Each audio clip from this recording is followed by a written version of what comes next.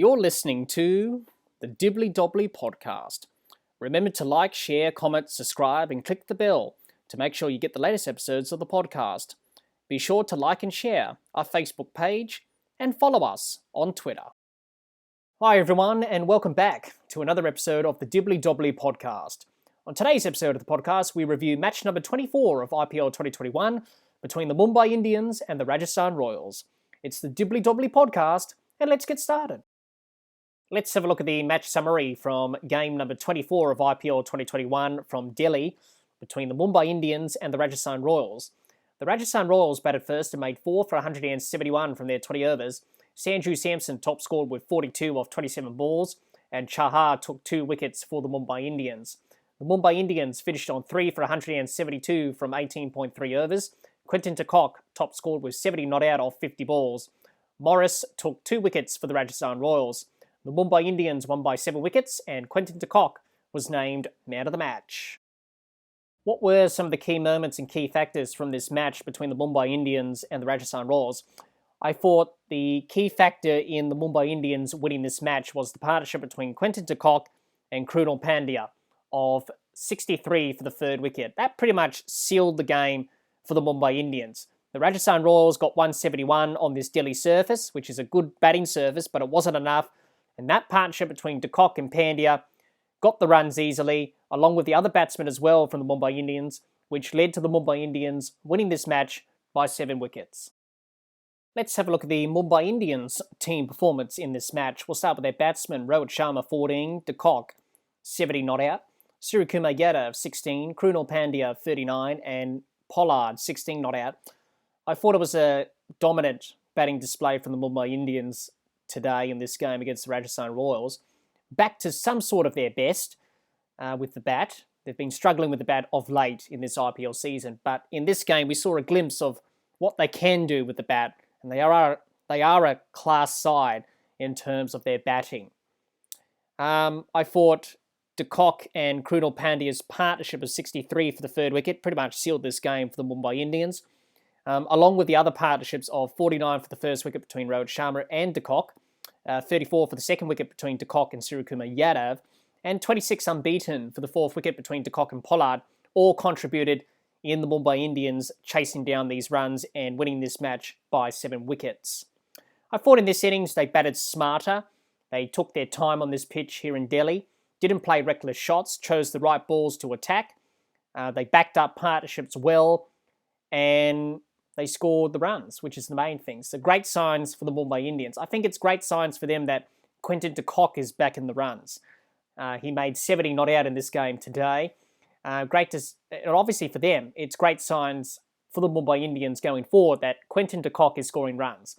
If he's firing along with Rohit Sharma and Suryakumar Yadav, and then you've got the Pandya brothers and Pollard, that's a very strong top order for the Mumbai Indians. So great signs for them looking forward in this IPL. Also, Pollard and Krunal Pandya in particular in this game got some runs, which is good signs also for the Mumbai Indians going forward, because Pollard and the Pandya brothers have been struggling for runs in this IPL. So good to see them scoring some runs.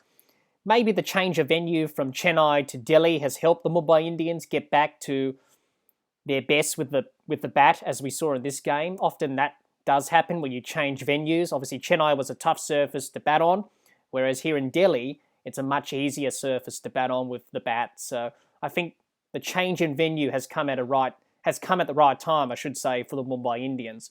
So overall, their batting was pretty dominant, and it was a clinical performance with the bat overall.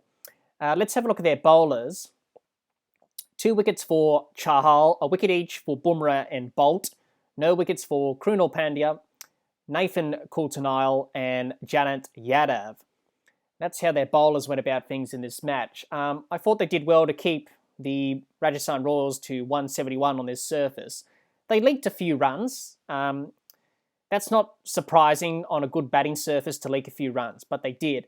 So I think for the Mumbai Indians going forward, they need to improve their execution with the ball going forward, making sure that they're hitting the spot constantly and consistently in the over, also executing their plans with the ball and taking wickets up front to put the opposition under pressure. But they've got a very good bowling attack, and I think they'll make that adjustment quite easily going forward. So overall, it was a pretty good display for the Mumbai Indians. Good to see them back into the winning ways now. So hopefully for the Mumbai Indians, they can build on this performance against the Rajasthan Royals, and hopefully this will kickstart a string of wins for them for the defending champions for the rest of this IPL season. Let's have a look at the Rajasthan Royals team performance in this match. We'll start with their batsmen: Buttler 41, Jaiswal 32, Samson 42, Dubey 35, Miller 7 not out, and Parag 8 not out. I thought their batting today, the Rajasthan Royals, showed some improvement. I thought they did well to get to 171. In the end, 171 wasn't a match-winning score on this surface in Delhi, but I thought they showed some promising signs with their batting and some improvement. They had a couple of 50-run partnerships in this innings. 66 for the first wicket between Buttler and Jaiswal, 57 for the third wicket between Samson and Dubey. So those two partnerships of 50-plus pretty much set them up nicely to get to this 171 score, I should say. I thought in the last over of the innings, when Miller and Parag were out there, I thought they struggled a bit to capitalise on that last over. It was an opportunity for the Royals to get a score of 180 plus. Unfortunately, in the last over with Miller and Parag, they weren't able to capitalise on that last over and make it a big over. So I think for the Rajasthan Royals going forward, I think they can look at getting better at that, trying to maximise the last over of the innings and try and get as many runs as you can. Unfortunately, in this match, they couldn't do that, and they could only manage 171. I thought in the innings at times they lost a little bit of their momentum and didn't quite go through the gears throughout their innings. It was a bit of a stop-start sort of innings for the Rajasthan Royals, but overall, it was a pretty good batting display from them to get to 171 in the end. And I think the Rajasthan Royals can build on from this performance with the bat.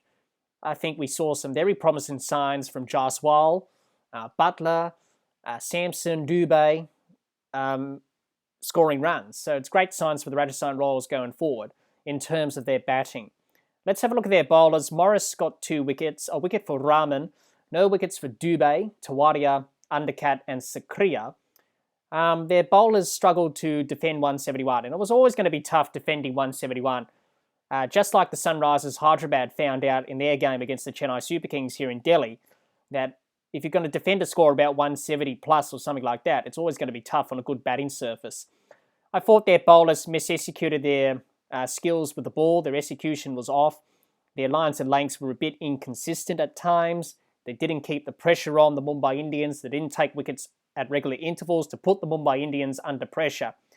So for the Rajasthan Royals bowlers going forward, obviously they just need to improve on the execution side of their bowling and trying to execute their skills going forward. But in saying that, overall, I thought we saw some great signs with their batting, some great promise, positive signs there for the Royals.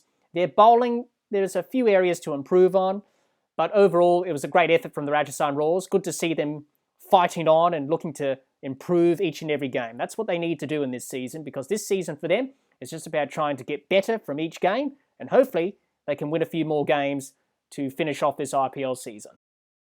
Let's have a look at the Mumbai Indians' potential 11 for their next match against the Chennai Super Kings. I don't think the Mumbai Indians will make any changes to their 11 for their next match. Very important for the Mumbai Indians to keep the consistency and cohesion within the team, and they don't want to make too many changes to interrupt that. So I think their potential 11 could be Rohit Sharma to Kock, Suryakumar Yadav, Krunal Pandya, Pollard, Hardik Pandya, Kulkarni, Yadav, Chahar, Bumrah, and Bolt. Let's have a look at the Rajasthan Royals' potential 11 for their next match against the Sunrisers Hyderabad. I don't think the Rajasthan Royals will make any changes for their next game in terms of their 11. I think they'll keep the same 11 just to keep that consistency and cohesion with this team going forward.